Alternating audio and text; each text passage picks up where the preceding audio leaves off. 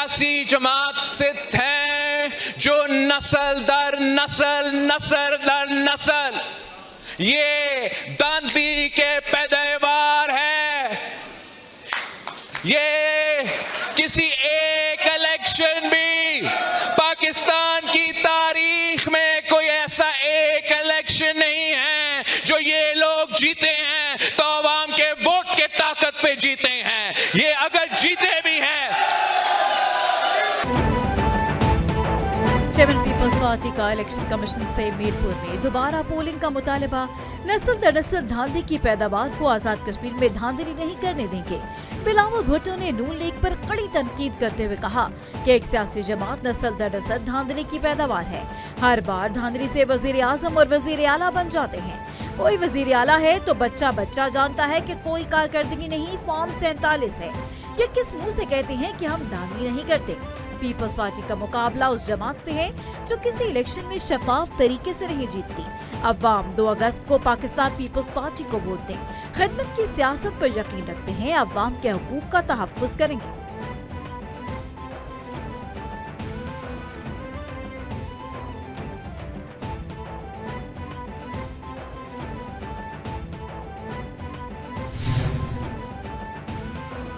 वज़ीर आला पंजाब मरियम नवाज ने आजाद कश्मीर में नून लीग पर धांधली के इल्जामात का जवाब देते हुए कहा कि बारीक वारदात की मास्टरमाइंड पीपल्स पार्टी धांधली का रोना रो रही है।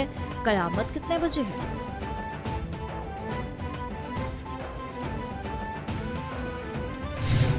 खास किस्म का टेरर था, एक खास किस्म का निज़ाम पैदा किया गया जिसकी आड़ में ये सारा खेल खेला गया। और फिर मैं आपको ये बताना चाह रहा था कि LA-12 से हमारे कैंडिडेट चौधरी मोहम्मद यासीन साहब ने इन तमाम सबूतों समेत वहाँ चीफ इलेक्शन कमिश्नर को और सारी दरख्वास्त दी और उनसे ये कहा कि ये रोकें और दोबारा ये देखें ज़रा खोल के कि इनमें क्या पड़ा हुआ है, किस तरह के बैलेट पेपर हैं। नून लीग को अवाम के वोट पर डाका नहीं डालने देंगे। ये आप नहीं, फॉर्म 47 का नशा बोल रहा है। कयामत 2024 में आ गई थी। कश्मीर इलेक्शन में नाजायज भयानक धांधली की मिसाल नहीं मिलती। पीपल्स पार्टी के रहनुमा राजा परवेज अशरफ ने कहा, हमें मशवरा देते हैं धांधली का रोना मत रोएं। हम भी यही कहते हैं कि अब रोना धोना रुकना चाहिए, शफाफ इलेक्शन होने चाहिए। हमने इलेक्शन में बहुत सारी चीज़ों को नज़रअंदाज किया। आज़ाद कश्मीर के इंतखाबात में जमहूरियत का मजाक उड़ाया गया। आज़ाद कश्मीर इलेक्शन के 2 मराहिल बाकी हैं। 2024 में जिस तरीके से पाकिस्तान मुस्लिम लीग नवाज ने धांधली के जरिए इक़्तिदार में आए और वो चाहते हैं इंतखाबात को भी उसी तरीके से ये हुकूमत बनाए जिस तरीके से खैराती तौर पे 2024 में मुस्लिम लीग नवाज ने पंजाब में हुकूमत बनाई। 93%, 95%, 80%, 86% और कहीं कहीं पे 99.4% भी वोट जो है वो ठप्पे मार के PMLN के लोगों ने लिए। तो ये पीपुल्स पार्टी किसी भी सूरत में किसी भी इलाके के लोगों के साथ ज्यादती बर्दाश्त नहीं करेगी। नून लीग के अवाम के वोट पर डाका नहीं डलेगा। ये आप नहीं, फॉर्म 47 बोलता है। कयामत 2024 में आ गई थी। सीनियर वज़ीर सिंध शर्जील इनाम मन ने कहा कि मरीम नवाज के ट्वीट का जवाब देता हूँ। नून लीग 2024 की धांधली के पैदावार जमात है। नून लीग ने खैराती तौर पर 2024 को पंजाब में हुकूमत बनाई। नून लीग ने मीरपुर डिवीजन में भी धांधली की। इन्हें मालूम है इन्होंने जाली मैंडेट के जरिए से नशिस्तें हासिल की हैं।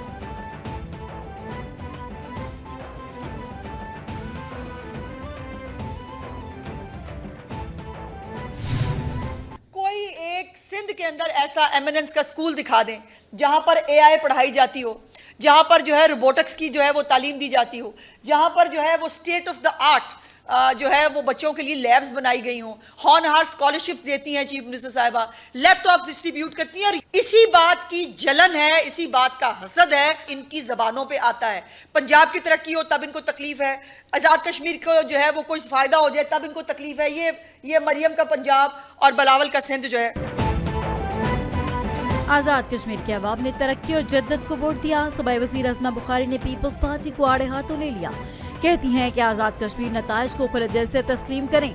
एक जमात धांधली का रोना रो रही है, कम अज कम पीपल्स पार्टी वाले अपनी 18 साल कारकर्दगी बताकर हमें शर्मिंदा ही कर दें। पीपल्स पार्टी वाले इल्जाम तराशी करके घर चले जाते हैं। बिलावल तशरीफ लाए उन्हें बराह रास्त तरक्की दिखाएंगे, अपने घर लाड़काना की हालत नहीं बदल सके, ये शर्म की बात है।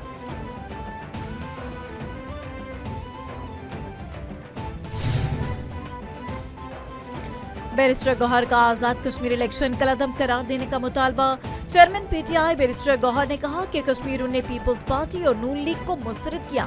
कश्मीरियों को बसों से नहीं खरीदा जा सकता। पूरे आजाद कश्मीर में एक ही रोज शफाफ इंतखाबात कराए जाएं। पीटीआई ने मुबैना धांधली के बायस इंतखाबी अमल का बायकॉट किया। इलेक्शन कमीशन आजाद कश्मीर शफाफ इंतखाबात को यकीनी बनाए। कश्मीर पर सियासी पॉइंट स्कोरिंग नहीं होनी चाहिए।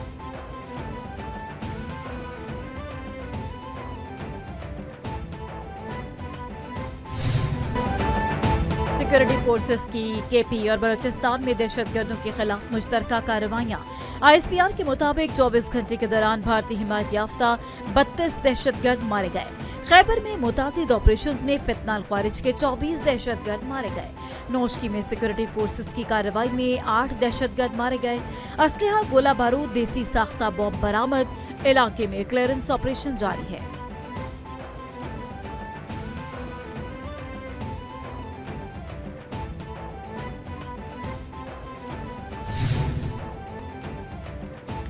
कुवैत के वजीर खारजा शेख जिरा जाबिर अहमद उल सबा की फील्ड मार्शल आसिम मुनीर और वजीर आजम से मुलाकात में बामिल दिलचस्पी, इलाकाई सलामती, दो तरफा ताउन के फरोग पर तबादला ख्याल किया।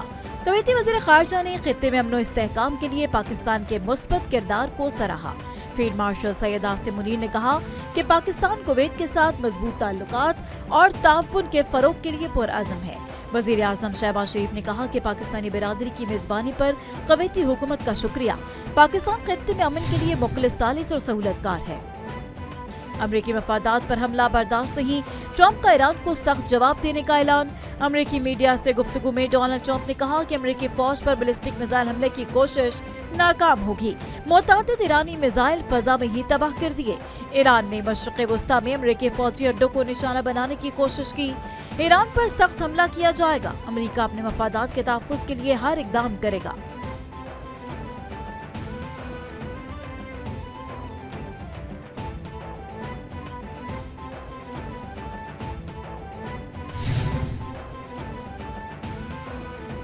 मशरिक़ वस्ता में एक बार फिर जंग के भड़कते शोले बुलंद। ईरान अमरीका आमने सामने।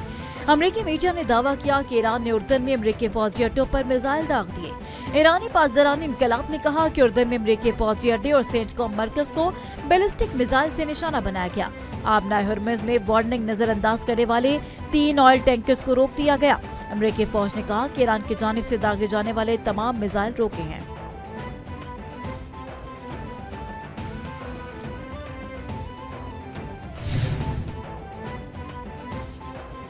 मशरिक़ वस्ता में जंग के भड़कते शोले। सऊदी अरब और अमरीकी फोर्सेस के इराक में ईरान के हामी ग्रुपों के ठिकानों पर हमला। सऊदी अरब और सेंटकॉम ने इराक में ईरान नवाज ग्रुपों के ठिकानों पर हमले कर दिए। अमरीकी सेंट्रल कमांड और सऊदी वजारत दिफा ने हमलों की तस्दीक कर दी। सऊदी वजारत दिफा ने कहा कि ईरान नवाज ग्रुपों ने सऊदी तेल तंसीबात को निशाना बनाया। कार्रवाई हालिया ड्रोन हमलों के जवाब में की गई। सेंटकॉम ने कहा कि इराक में ईरान से वाबस्ता मुसल्लह गिरोहों को निशाना बनाया गया। ये गिरोह अमरीकी फोर्सेज और सऊदी तवानाई ढांचे पर हमलों की तैयारी कर रहे थे। गुज़श्ता 72 घंटे में इराक से 30 ड्रोन हमले किए गए।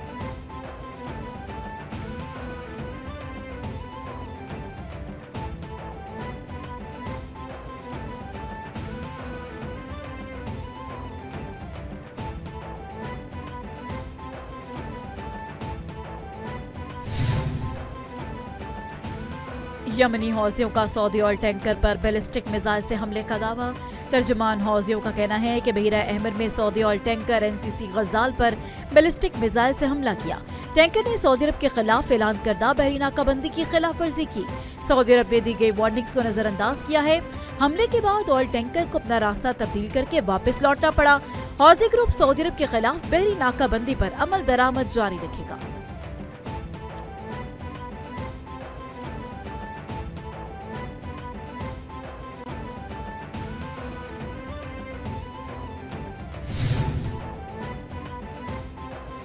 ईरान ने यमनाए हुर्मुज़ में जहाज रानी के इंतजाम से मुताल्लिक ओमान की तजवीज़ मुस्तरद कर दी। ईरानी नायब वज़ीर ख़ारजा कासिम गरीब आबादी ने कहा, ओमानी हदूद में वाक़िए बहरी रास्ते का एक हिस्से का कंट्रोल ईरान के पास होना चाहिए। ओमानी पानियों में मौजूद रास्ते के हिस्से का कंट्रोल ईरान के सपुर्द किया जाए। अगर ओमान ने ईरान की तजवीज़ कबूल न की तो यमनाए हुर्मुज़ बंद रहेगी। 50% रास्ता ईरानी और 50% ओमानी इलाकाई पानियों में होगा।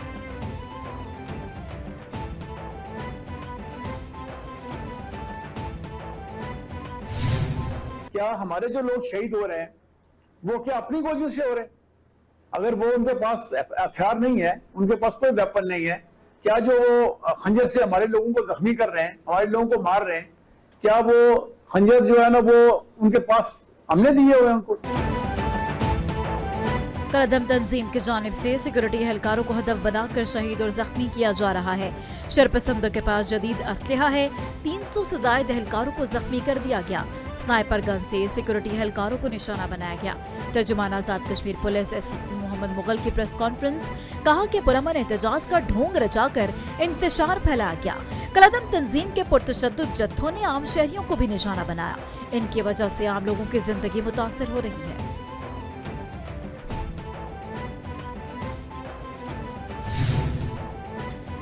रावलाकोट में फोर्सेस पर शरपसंद हमलावर हो गए। तर्जुमान आजाद कश्मीर पुलिस खबर अली शौकत ने कहा, मुसल्लह हमलावर शहर की मुख्तलिफ इमारतों पर मोर्चा बंद है। शरपसंदों के हमले में एक रेंजर एहलकार शहीद, पुरतशद्दुद वाक़यात में मुलव्वस मुतादिद मुल्ज़िमान को गिरफ्तार किया।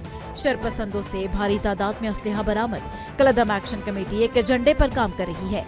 कलअदम तंजीम के ताने बाने कहीं और से मिलते हैं। शरपसंद अनासिर को कोई रियायत नहीं दी जाएगी।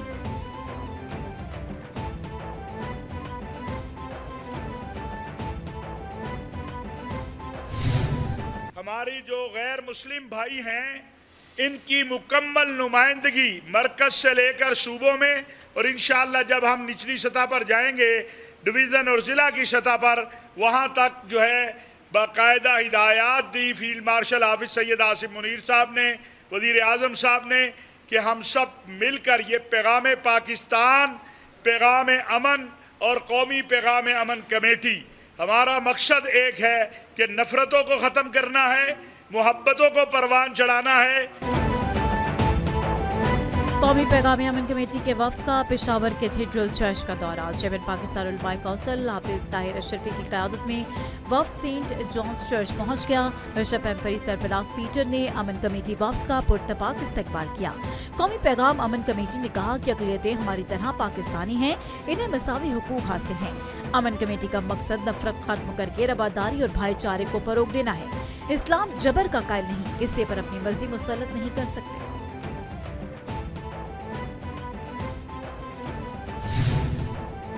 वज़ीर आज़म शहबाज शरीफ की ज़ेर सदारत कौमी डिजिटल पॉलिसी फ्रेमवर्क पर अमल दरामद का जायजा इजलास। खुराक, ज़राअत, सेहत, तवन्नाई, हाउसिंग और SMEs में कौमी डिजिटल विजन पर अमल दरामद। इजलास में ब्रीफिंग।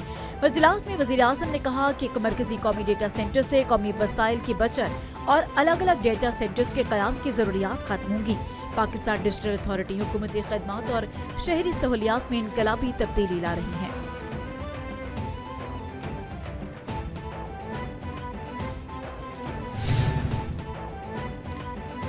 हुक्मरान हम पर बिजली के भारी बॉम्ब गिराते हैं। पेट्रोलियम की लेवी की सूरत में हुकूमत भत्ता लेती है। हुकूमत पेट्रोल पर फी लीटर 125 रुपए से ज्यादा टैक्स लेती है। 8,500 अरब रुपए पेट्रोलियम लेवी की सूरत में अवाम से छीने गए। मुल्तान में बनु काबिल की तकरीब से हाफिज नेमुर्रहमान ने खिताब किया, कहा कि हमारे नौजवान सलाहियत रखते हैं लेकिन मौका न मिलने के बाइस पीछे हैं। तालीमी निज़ाम में अब सिर्फ अमीर के बच्चे ही पढ़ सकते हैं।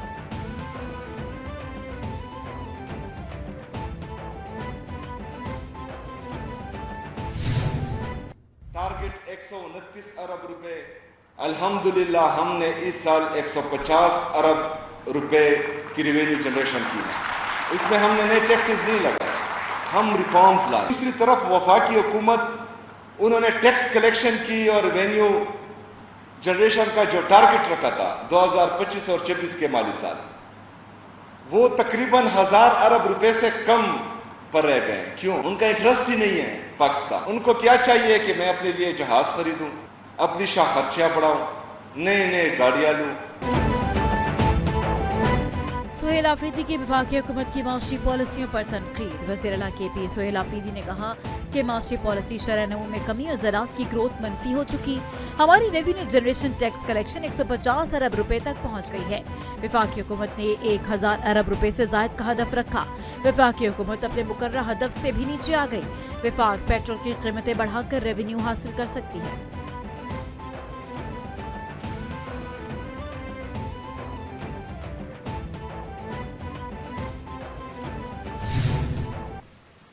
ये वाहिद सूबा है जो एक छतरी के नीचे उसके पास सब कुछ मौजूद है, बाकी किसी सूबे में भी नहीं है। आप पानी की बात करें, आप बिजली की बात करें, आप तेल की बात करें, आप गैस की बात करें, आप मादियात की बात करें, आप टूरिज़म की बात करें, आप रिलीजियस टूरिज़म की बात करें, सिविलाइजेशन की बात करें, ये सब कुछ खैबर पख्तूनख्वा में मौजूद है, बाकी शायद ही किसी सूबे में मौजूद हो। ये हमारे पास अपॉर्चुनिटी है। जब कारोबारी हज़रात आएंगे, दुनिया आएगी, पाकिस्तान आएगी, तो खैबर पख्तूनख्वा डेफिनेटली आएगी। मुल्क में क़याम अमन के लिए उलमाए किराम का किरदार बहुत अहम है। पाकिस्तान में अक़लियतों को मुकम्मल हुकूक और तहफ़्फ़ुज़ हासिल है। माशरे में इंतहा पसंदी और फ़िरक़ावारियत की कोई गुंजाइश नहीं। नौजवानों की दुरुस्त रहनुमाई और तरबियत हमारा इज्तिमाई जिम्मेदारी है। पाकिस्तान ने अमरीका ईरान जंग बंदी में अहम किरदार अदा किया। गवर्नर KP फैसल करीम कुंटी का कौमी पैगाम अमन उलमाए मशाइख कॉन्फ्रेंस से खिताब।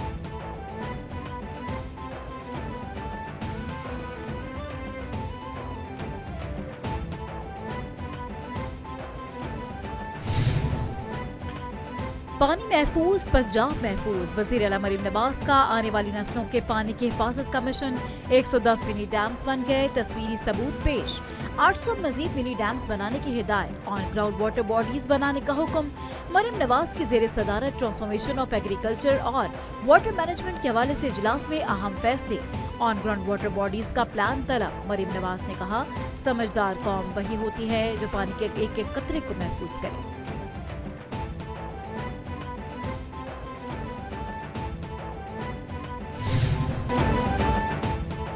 मुल्क के मुख्तलिफ शहरों में मानसून के नए स्पेल की एंट्री। लाहौर, रावलपिंडी, इस्लामाबाद समेत दीगर मकामात में बारिश से मौसम खुशगवार। लाहौर में काली घटाओं का राज, गर्मी की शिद्दत में कमी आ गई। लाहौर समेत जुड़वा शहरों में सुबह सवेरे बादल बरस पड़े। वजीराबाद, मुरीद के गुजरावाला, खानपुर, हरिपुर समेत दीगर शहरों में बारिश। सिंध समेत पंजाब के दीगर अजला में 5 अगस्त तक वक्फे वक्फे से बादल बरसने का इम्कान।